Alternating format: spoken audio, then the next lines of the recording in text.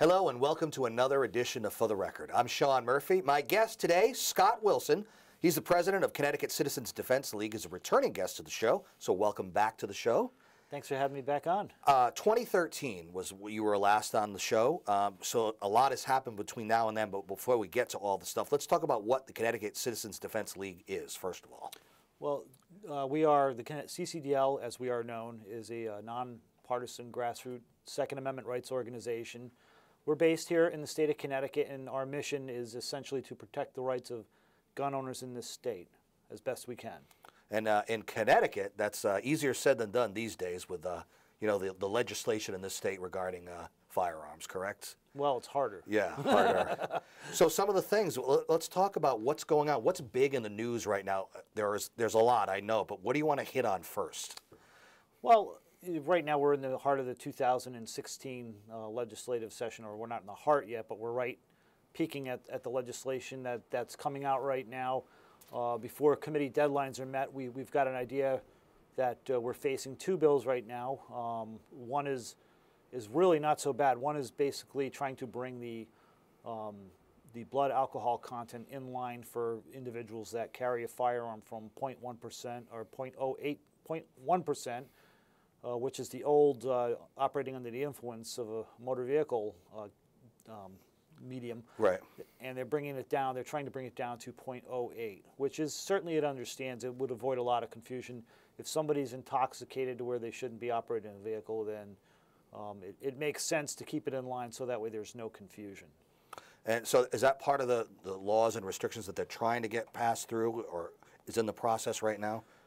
Yeah, that's one of the bills that is being brought up right now. So they, that will probably, I would anticipate that one would likely pass. Now, since we're talking about Connecticut, we need to talk about the governor and his stance, and certainly some controversial views, and certainly some things that maybe the CCDL wouldn't necessarily agree with, but let's talk about that a little bit. Well, the governor is, for the most part, very, very strict with how he perceives the Second Amendment to be, and how he believes how far we as law-abiding citizens of the state of Connecticut are or should be able to go in terms of exercising our rights, as we believe we should.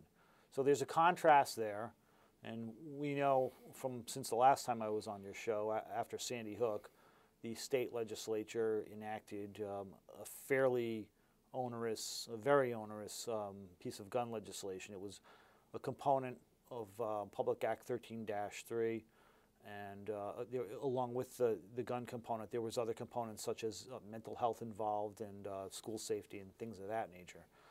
And essentially what they did was they banned an entire type or class of weapons, firearms, that we believe should be allowed to be owned by citizens of the state of Connecticut and all Americans.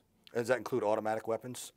No. Okay. No, and that's part of the argument is they started calling the guns that are now banned assault weapons, okay. And then after repeated corrections to them and the talking pieces for the Malloy administration, they started to realize that their pants were pulled down with that regard. So they started calling them. They changed their language to reference them as assault style weapons. So essentially, now it became assault style, and the feeling is because they look so dangerous that somehow they are quasi-assault weapons. So they're going on appearance only. Well, yeah. Right. And one pull of the trigger is one bullet comes out. Real assault weapons are used by military forces around the world. No military forces use these types of guns for engaging in combat. So there's a contrast there, and of course now once the law was enacted, it essentially turned into assault style back to redefining them into a category as, once again, assault weapons. So that's on the governor's side, and I know that there were some executive orders from the president on the issue, but it's so convoluted at this point, it almost doesn't make sense to talk about it because we don't really know where we are with it yet, right? Yeah, there's some issues with what the president just signed into executive orders. There's a lot of the language hasn't been written yet by the agencies that are involved with that. But we do know Governor Malloy wanted to sort of follow suit with some of what the president's ideas were, and he had a press conference where he had indicated that he was going to revoke pistol permits and deny purchases of firearms for anybody that was on the no-fly list / government watch list, terror watch list. There's probably a lot of lists out there that are in the hands of people in this administration or that administration that we don't know. We don't know how people get on that list. We don't know how to get off that list once you're on the list. And we don't know really, again, how many lists there are. But essentially the governor had a big press conference about that, and he called all the media, and so far no action's been taken there. And, it's kind of just in limbo right now, right? It's, yeah, and you know, the feeling is that he probably maybe spoke a little bit too soon, right, and didn't have permission to gain access to whatever lists the federal government do have. A bone of contention, cartridge size, magazine size. So someone, maybe you, would want it larger and has a restriction on the size. What's the issue there? Well, the issue there is, you know, if you're in a situation where your home is invaded at night, for instance, or if you're walking home alone and you're carrying a firearm and you're jumped by multiple assailants, you may need every round in your gun and then some to be able to properly protect and defend yourself. And if the criminals know that law-abiding citizens have magazine limitations, it's easier for them to calculate their odds with how much ammunition you have. There's also RAND policy, policing statistics, tests that are done to surveys to calculate and evaluate, for instance, police officers that are in some type of altercation where they actually draw and have to use their firearm. The trained police officers typically hit their target that they're going for 15% of the time. So 15% of your hits are probably going to be accurate in a real gunfight if you're fighting against somebody. So therefore, it's very justifiable to have as much ammunition as you feel you need. What do they want to keep it at, 8 or 10 or something like that? Well, the magazine limitation right now is 10. Okay.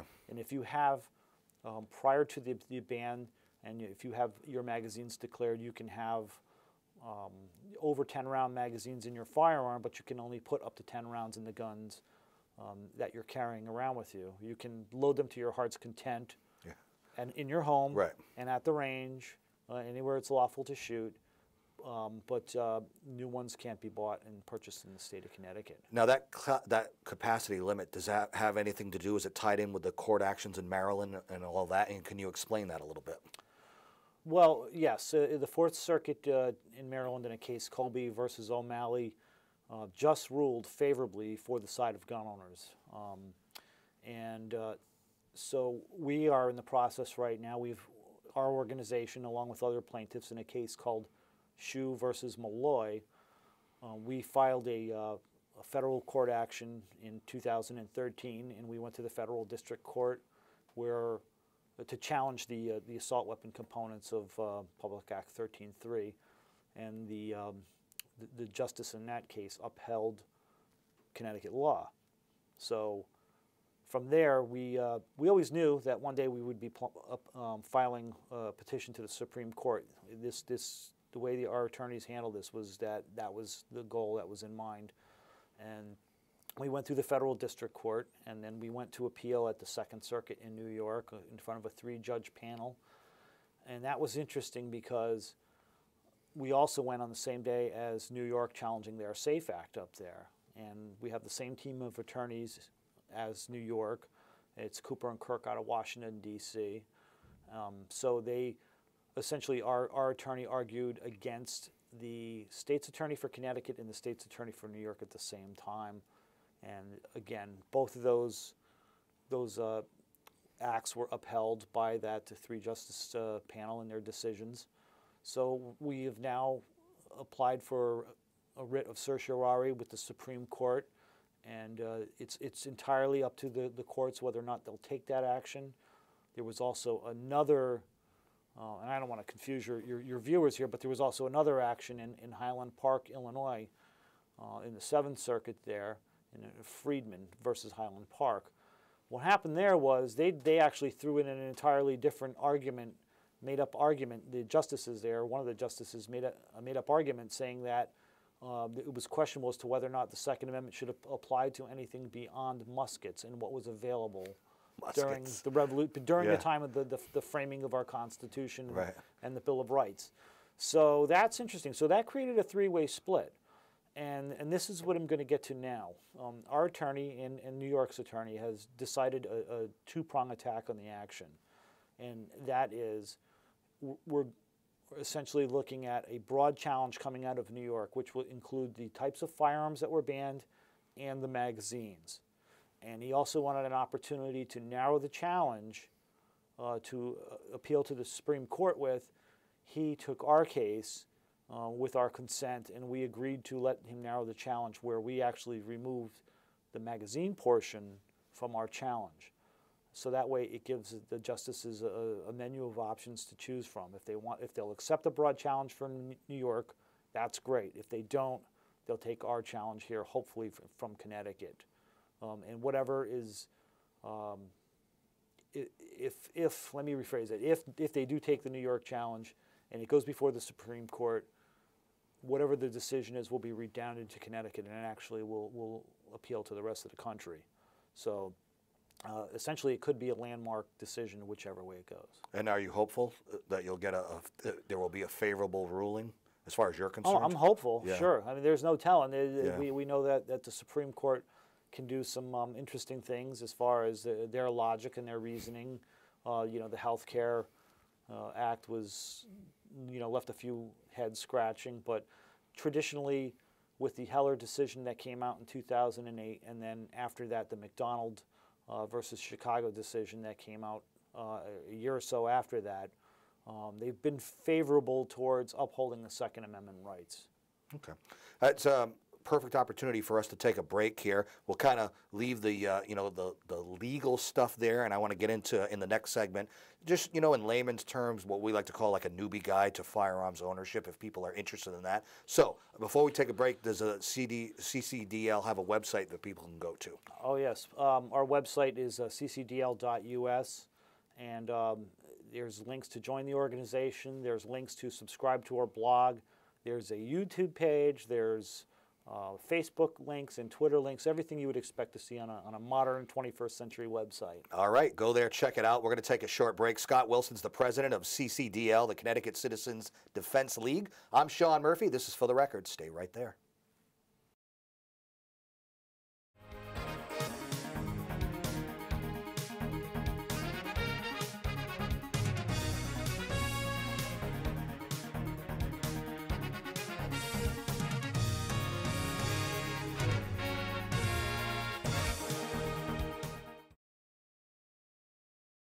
Welcome back to For the Record. I'm Sean Murphy. My guest is Scott Wilson. He is president of CCDL, Connecticut Citizens Defense League. And one more thing I want to get to regarding the 2016 legislative session before we get into the gun ownership issue is because we did touch on alcohol. One thing we didn't touch on was domestic violence. So I just want to spend a moment on that. Sure. There's a Governor's House Bill 5054 that was just pushed over to the Public Safety and Security Committee, and they're trying to turn that into a raised bill. Essentially what it does is it would strip the rights of somebody on the say-so of another person saying that they claim to feel threatened and that they're worried and concerned about somebody perpetrating domestic violence on them. And they've brought up a similar bill last year, and what happened was we went in front of the legislature and we beat them with facts, arguments, and statistics on the percentages of how many temporary restraining orders actually become permanent orders. We've also pointed out that there are not one, but actually two different laws already on the books that would protect somebody that was in harm's way. Essentially what they want to do is they want to deviate away from, when I say they, I mean gun control favorable legislators and our governor. They want to move the argument away from having a police officer be able to swear that there is an imminent threat to somebody's claim that there's an imminent threat. And therefore, all the protections of the Second Amendment and due process rights will be removed from an individual. A person would also have to turn their firearms either over to the police or to a federally licensed dealer. They will not be permitted under this law to transfer them to a friend that is a law-abiding pistol permit holder, somebody that can obtain possession of the firearms. So it could be very costly for an individual that wants to store their firearms and have them held by a licensed dealer, because there's typically a transfer fee for every time you transfer a gun. Not to mention there'd probably be a little red tape to get it back if you could in fact do that eventually, right? Sure, well, and that's a good point, because in fairness to the individuals that wrote the bill, they did hear us last year on the point that it takes 2 years and 1 month once your permit is revoked to get a hearing. So they did put in one little inclusion that your permit is to be reinstated upon the vacation of vacating a temporary restraining order. So that's a plus. That's a favorable improvement, but there are still concerns with that bill. Gotcha.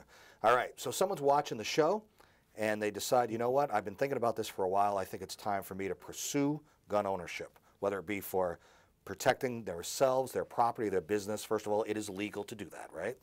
Yes. Yeah, absolutely. Yes, very much so. And if you're a responsible adult that is not a convicted felon or prohibited in some way from possessing a firearm, we suggest that you at least consider it. Right. Now, before the handgun is actually owned, you go through the process of getting a pistol permit, correct? Maybe in a nutshell, explain that procedure, that process. Sure. Typically, if you want a pistol permit, you would go to take a safety course first, and then could be from the NRA. Yeah, the NRA has basic safety courses all over the state of Connecticut. There's no shortage of trainers, but a lot of the classrooms are filled right now. Yes. Because there are a lot of people. There's been an explosion with people that are very concerned that somehow our Second Amendment rights are going to be taken away, so they're going out and they're applying for pistol permits. They're taking the safety courses, and they're buying guns now. We all know that there's been plenty of news reports that have indicated gun ownership is on the rise. New gun ownership is on the rise. Women obtaining firearms and pistol permits is on the rise. So there's a lot of people that were not brought up around guns. You know, traditionally that's how it was for many years. You were brought up around guns. You got a gun when you became an adult. But there's a lot of people out there that never came from that environment and now own guns. Now the class, I've taken it myself. Mm-hmm. It's like an 8-hour class. It's long, but it's necessary. But that's only one part of it. That's the sitting, you know, in the classroom aspect of it to learn the safety features. But then you go to a location where you fire off the handgun too. That's the second part of it. Yes, that's the live fire portion of the training, which is good. Right. Because somebody that's never shot a gun really needs to know what it feels like. Right. You know, from a .22, which is a mild pop-up, to maybe a 9mm or a .45 caliber. So it's a very good thing for somebody to actually go through that drill, learn what to do if there's different malfunctions of the firearm, and how to make sure you're safe handling the firearm in the event that happens. So you get the you go through that process, you get the permit, then you decide you're ready to purchase said handgun. There's a process for that as well. Yes, you apply to your local issuing authority, which is the town that you live in. Most towns have a website where you inquire about how to obtain a pistol permit, and you go to the website. It tells you what to do, where to go to pick up the application, the requirements for the application. You fill it out. You're going to have to probably get, or you're going to have to get a fingerprinting. Mm-hmm. They'll do a background check at the local level. They'll submit your paperwork to the state, and the state will do a background check. And it will take a while. And it will take a while. Once you're cleared, you go get your town permit, your temporary permit from your town, and then you go to the state, and then they will issue you your permanent permit. And then when you go to purchase a handgun, there's a process for that too. You're not going to be just able to walk in that day and just take it out. You know, it doesn't work that way. Right. Essentially, there's three things that you need to do before you're going to own a gun in the state of Connecticut. If you're a Connecticut resident, you start out without owning any guns. You're going to go through the local background, you're going to go through the state background, and then, even though you've got that shiny new pistol permit, you're going to go to the gun store, and they're going to say, okay, which gun did you want? And you're going to say, I'd like that one there, the one in the case, the Smith & Wesson or the whatever. And they're going to say, okay, but before we can transfer this to you, we need to do a background check. Right. And you're like, So, oh my goodness, I've done this already. Yeah. And it comes with a lot of paperwork, you know, with multiple forms, 4473 forms, state forms. What they'll do is they'll call and get an authorization number from the state of Connecticut, and then after that point, they'll be able to transfer the firearm to you. How about ammo? Do you need a license to purchase ammo? Is that a whole separate thing? Well, you can get an ammunition certificate if you already own guns and you don't want to get a pistol permit. Say you're a hunter or just a trap shooter or something like that. You don't want to go through any of the other things. You can do get an ammunition certificate from the state. But we suggest the pistol permit because that is good for long guns, handguns, and ammunition all at once. It's also an excellent second form of ID, too. Really better than a license because more of a background check was done on you with the pistol permit than a license, right? Well, that maybe in some instances, but now they've got the higher tiered driver's licenses that are out there. Yeah, the star on it. Yeah, and prior to that, it was a very good piece, you know, of information at a bank or something like that. All right, so you have your handgun now. One thing that's always been a question for people who are new to handgun ownership is the ability to travel through different municipalities, even in your state, and also going state to state. Now, there are a lot of different rules regarding that, right? Oh, God, yes. Yes. That could be a whole show just on that. Typically, if you've got your permit to carry firearms, you know, you're pretty much good to go almost anywhere in the state. I say almost because there are a number of locations that prohibit the possession of firearms, federal buildings, federal properties, now state properties. Dan Malloy enacted some type of executive order where if you go into some facility in the state of Connecticut, you'll probably see, you know, no guns or weapons prohibited. How about just transporting it in your car if you're driving through different towns? Does it need to be under the seat? Does it need to be in a lockbox? If it's not in your immediate control, it should be separate, you know, unloaded and locked up separate from the ammunition. So, you know, if you're going to the range, throw it in the trunk. So that way, if you go to the gas station, they, you know, but typically, if you do have a handgun, keep it in your immediate control. It's safer that way to transport the firearm. But not would you want to carry it on you? Well, I mean it's all up to the individual. Okay. I mean the question is if, say for instance, now it doesn't happen that often and it probably doesn't happen, but every now and then somebody could get carjacked. Do you want to? That's a good point. Yeah. You know, do you want to be able to have it on your hip behind you or where you can't gain access to it? I didn't want to get into every tactical possibility of the situation where, you know, you should necessarily carry it whichever way or whatever way for whatever circumstance, but at least keep it in your immediate control. We stress safety. There's Project Child Safe is a 501c3 entity that was started up by the National Shooting Sports Foundation, and we have signed on with a partnership with them as a participating member. Because guns can be dangerous, you know, like anything, they can be dangerous, and it's very important to be safe and responsible with your firearm. We are almost out of time, so before we go, I want you to give people the opportunity, if we've grabbed their interest and they're interested more in learning about CCDL or maybe even becoming a member, what can they do? What advantages are there to be a member? Well, being a member, you're going to get updated information fast. If you sign up as a member, you're going to get information really fast. If you sign up and just subscribe to our blog, there's a lot of training information on our website. If you want a trainer to take one of these courses, we have links on our webpage. We also help people who are going through the process. If they've been denied a pistol permit or have had their pistol permit revoked, a lot of times you may need an attorney. The appeals? But going through the appeals process to the Board of Firearms Permit Examiners, we have one dedicated individual that is buried and inundated with a workload to try to help out people that are stuck. We're going to put the website up one more time on the screen for people to go and learn more, maybe if they want to be a member. But we are out of time.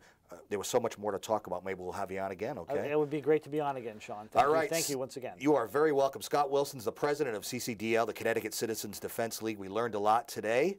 Thank you for joining us. You can see this show and many others on our YouTube site. Till next time, I'm Sean Murphy. This is For the Record. Take care.